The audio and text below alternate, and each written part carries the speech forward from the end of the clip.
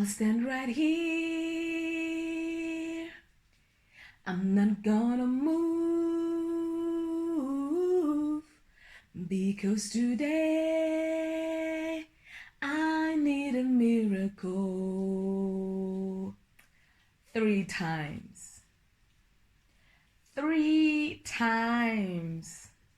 3 times I prayed to God to take this thorn away from me, and He said, "My grace is sufficient."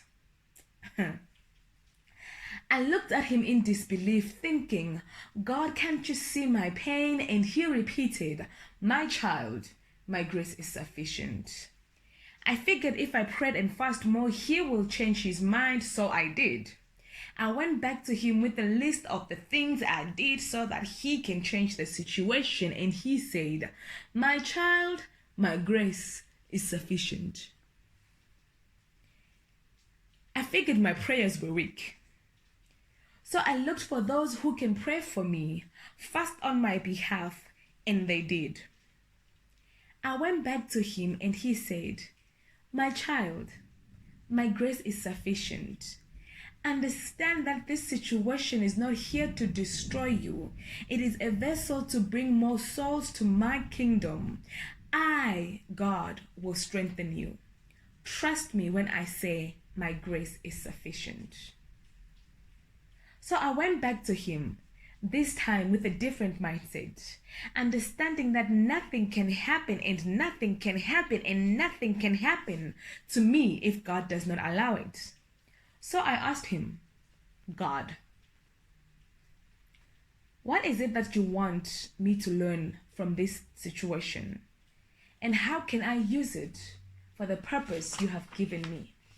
And He said, "My child, the one I created in my image, thank you for trusting in me.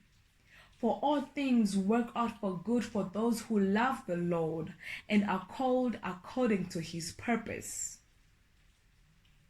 So I have learned that sometimes our battles are the weapon we need to fulfill our purpose. His grace is sufficient. May we then learn to trust God in everything. May we learn that He does not leave nor forsake us. May we learn that every situation in our lives is there to empower us for our purpose. It is there to make us a helping hand for others. May we understand that His grace is truly sufficient and will strengthen us and guide us, because He is God and He is all-knowing.